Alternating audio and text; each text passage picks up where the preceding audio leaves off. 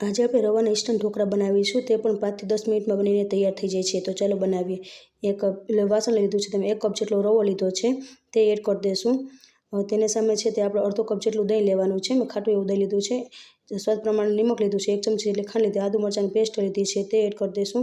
અને તે લીધું છે આપણે ઢોકળા ઠંડા થયા પછી પણ સોફ્ટ રહે, બધું સરસ રીતે આપણે મિક્સ કરી લેવાનું છે. જેટલો રવો લીધો છે તેટલું જ પાણી લેવાનું છે, પણ આપણે એકસાથે એડ નથી કરવાનું, થોડું પાણી એડ કરતા જઈશું અને મિશ્રણને સરસ રીતે આપણે બનાવી લઈશું બેટરને. હવે બેટરને આપણે ઢાંકીને દઈશું, 10 મિનિટ સુધી રેસ્ટ આપી દઈશું.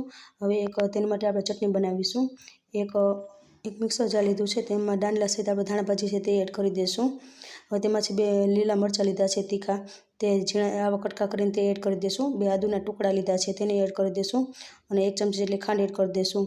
અને માંડવીના બી લીધા છે થોડાક, એ એડ કરી દઈશું. હવે છે તેમાં લીંબુનો રસ લીધો છે 1 મોટો, તે એડ કરી દઈશું. તેમાં બરફના ટુકડા 2 એડ કરશું, જેથી આપણી ચટણી છે એકદમ ગ્રીન બને. હવે તેમાં થોડુંક પાણી આપણે એડ કરી દઈશું. હવે તેમાં 1 ચમચી જેટલો આપણે નિમક એડ કરી દઈશું સ્વાદ પ્રમાણે. હવે ઢાંકણ ઢાંકી દઈશું અને ચટણી સરસ રીતે પીસી લઈશું. જો ચટણી સરસ પીસાઈ ગઈ છે, તેનો કલર પણ એકદમ ગ્રીન આવ્યો છે. હવે આપણે બાઉલમાં લઈ લઈશું, તેને સાઈડ પર મૂકી દઈએ. હવે આપણે ડીશ લીધી, તેલથી ગ્રીસ કરી લઈશું. હવે જે આપણે બેટર ઢાંકીને રાખી દીધી, તેને આપણે ચેક કરી લઈશું. બેટર સરસ રીતે એવી રીતે બની ગયું છે. સરસ રીતે મિક્સ કરી લેવાનું. હવે તેમાં આપણે ઈનો લેશું. તમે કોઈ પણ જાતનો ઈનો લઈ શકો છો. ઈનો લેશું 1 ચમચી જેટલો ઈનો, સરસ રીતે મિક્સ કરીએ. તેમાં આપણે પાણી એડ નથી કરવાનું, સરસ રીતે મિક્સ કરી લેવાનું છે. હવે જે આપણે થાળી છે તે તેલથી ગ્રીસ કરેલી છે, તે થાળીમાં આપણે પલટાવી લેશું. મેં 2 ડીશ જેટલું કર્યું છે, એટલે અડધું આપણે તેને પલટાવી લેશું, અડધું સરસ રીતે થાળીને આવી રીતે કરી લેશું. તેમાં હવે કાળા મરીનું પાવડર છે તે એડ કરી દઈશું, લાલ મરચું પાવડર છે તે સ્પ્રિંકલ કરી દઈશું. હવે છે આપણે પાણી સરસ એવું ઉકળી ગયું છે, તેમાં લીંબુ નાખી દઈશું, સ્ટેન્ડ રાખી દઈશું. જે થાળી આપણે તૈયાર કરીને રાખી છે તે થાળી આપણે રાખી દઈશું, ઢાંકી દઈશું. 15 થી 20 મિનિટ સુધી કૂક થવા દઈશું. સરસ એવા કૂક થઈ ગયા છે.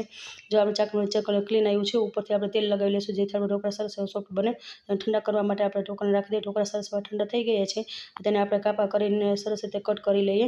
ચોરસ શેપમાં કટ કરે છે, તમે કોઈ પણ જાતના શેપ કરી શકો છો. લોંગ વિડીયો અને ડિટેલ જોતો બાયોમાં લિંક આપેલી છે, તમે જોઈ શકો છો. ઢોકળાનો વઘાર કરશું, તેમાં તડકા પેન લીધું, 2 ચમચી તેલ લીધું. તેલ સરસ ગરમ થઈ જાય એટલે 1 ચમચી વરિયાળી, 1 ચમચી જેટલી સફેદ તલ અને મીઠા લીમડાના પાન. હવે વઘાર સરસ થઈ ગયો છે. આપણે ઢોકળા ઉપર રેડી રહીશું અને થોડોક વઘાર આપણે રાખી દઈશું. આવી રીતે બ્રશની મદદથી બધી બાજુ આપણે ફેલાવી દેવાનું. વઘારને ફેલાવી લેશું તો તૈયાર છે આપણે ઇન્સ્ટન્ટ રવાના ઢોકળા. 5 થી 10 મિનિટમાં બનીને તૈયાર થઈ જાય છે. And thank you for watching.